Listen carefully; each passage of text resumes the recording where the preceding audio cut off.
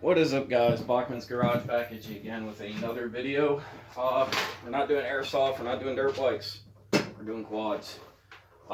This is my 2006 Race Ready Blaster. I had posted a video a long time ago, about 5 years back. It was actually before that, but due to some technical difficulties, I didn't really know what I was doing on YouTube.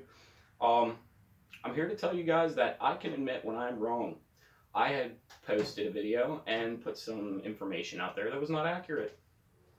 I can admit when I was wrong. I apologize to those people that I got defensive over and commented back false information. So I'm going to give you the facts and what I know for sure. This quad has still not been dyno tested, along with any of my vehicles have not been dyno tested, so I cannot give you accurate dyno results as to horsepower, torque, and or where it pulls the best in RPM and yada yada yada. I don't know how many people honestly do, especially considering dynos are expensive, to invest that money into finding out what a quad or a dirt bike does. It's pretty hard. So the info that I had gotten before, yes, it was inaccurate. Did I go off of charts online? Yes. Were they inaccurate? More than likely, yes. But after further research, I was off about the horsepower on a Banshee. It is not anywhere close to 50 from stock. It is about 37 to 38.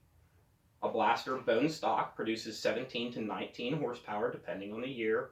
The older models are usually 17 horsepower. But yeah, so we're going to go off of that. So parts and money invested into this. 30 over top end kit, V-Force 4 reeds, Toomey B1 exhaust system, modified airbox, air filter and pre-filter, chain sliders, chain and sprockets, Nerf bars, heel guards, axle nut, e-brake block-off plate, Tor's eliminator kit, oil block-off plate, skid plates, aluminum wheels, tires all the way around, bumpers and grab bar, well, bumper and grab bar, handlebars and controls. I'm considering that kill switch, everything up top, even these colored plates, because they cost me money. Gas cap was 25 bucks, shifter was 40. Rear hubs, lug nuts, seat cover, wind fins for underneath here to direct the wind into the cylinder. The custom hood, every bushing and bearing on this quad other than inside the engine. Ported and polished top end, not just because it was a 30 over kit, but it's also ported and polished. Brake pads, every cable, both number plates, numbers on both the fenders and the number plates. Hardware and clutch kit. I'm not including oil, I'm not including fuel. I've removed the graphics kit from previously. Some stuff has been removed from this four-wheeler, like the other wheels and the tires. They cost me more, so back then my prices, or the overall estimate of this quad was more expensive than what it is now because I've switched stuff around. This is the most updated video I could possibly do. It is on stock suspension. It is on stock A-arms, stock axle, and stock swing arm because I like the length. The width, I want it wider, but I don't want it widened on factory A-arms. It handles goofy, but the entire suspension kit I'm getting is around $1,500. That's both front shocks, both front A-arms, extended tie rods, and a rear shock, and then I'm getting a widened axle. So everything will be widened properly, but I still like the short length of it. I'm only 5'6". These boots make me 3 inches taller, so besides the point. In total, including the $1,400 that this quad cost me used, it was in mint condition at $1,400 back in 2012. No, 2014 is when I bought it. Including the price of the four-wheeler and all the parts, we are at $4,990. If we are just including parts, it is $3,590 exactly. Everybody was saying, "Oh, why do you have that much money invested in it? It's not worth that. It'll never be worth that. I have a $6,000 blaster that'll put this $5,800 blaster to shame." Yes, you are correct. More than likely, if I put $6,000 into this, or just under $5,000 into this quad in just performance alone, I mean, I don't even think it's possible because there's not much to it. But I mean, if you're going to consider it suspension and engine performance and everything like that, and nothing else to it, yes, it'll perform better, but your quad's still not going to look better than mine. Yes, looks don't count when it comes to racing, but I like my stuff to look nice. I like to have nice things. I like to take care of my stuff. So aesthetically pleasing is very important to me. So I'm going to invest money into making it aesthetically pleasing. So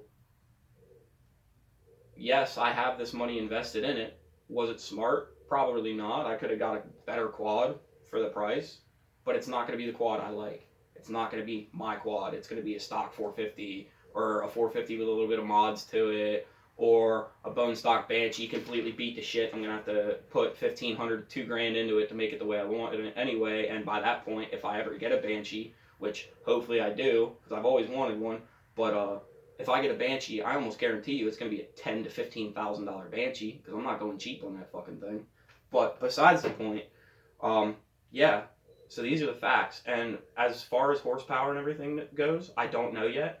I have 2 performance parts that I'm going to purchase for this, and that's a high compression head that is supposed to be, and I have no idea how this is, but it is supposed to be bolt-on 11 horsepower, and that's because they drop the cylinder, like they machine basically an entire 1/4 inch off of the cylinder, so it changes the combustion chamber from, like, I want to say 14 to 1 to like 11 to 1 or so. I'm not 100% sure. I don't know how it is. I don't know anything about it. I just read the specs online. And then other than that is a performance lightened and balanced flywheel. So, but I had a professional racer who has built over 500 blasters ride this blaster the way it is right now. And he himself said this would pass his Vito's 240 blaster any day of the week. He has a stock bottom end with a Vito's 240 kit on the top. That's it. And he's got jet and a pipe, but it's like FMF or whatever. But he said that this would lap his fucking Vito's 240 any day of the week. So I'm going to trust him on that. And I know for a fact it pulled away from a professional custom-built DB frame with a 29 horsepower liquid-cooled motor in it. I think it was a 115. It was an 85 board to a 115 or whatever, and he's got like 20 grand in that quad for his kid. It's got 29 horsepower. It's liquid cooled, and this thing passed him in the straightaway like it was nothing. He has better suspension. He's a better racer, and he ended up passing me anyways. But in a straightaway, he could not touch this. So those are the facts. I hope you guys enjoyed this video. It's long enough. That's my little rant. I can admit when I was wrong. Did I provide false information? Absolutely. Am I wrong? Absolutely. How many people can admit that they're wrong? I just sat here and went over all my receipts and everything to give you the most accurate pricing I possibly could. If you don't like what I did to my four-wheeler, that's fine. It's not yours. I hope you guys enjoy the rest of your day. Hope you enjoyed this video. Thank you.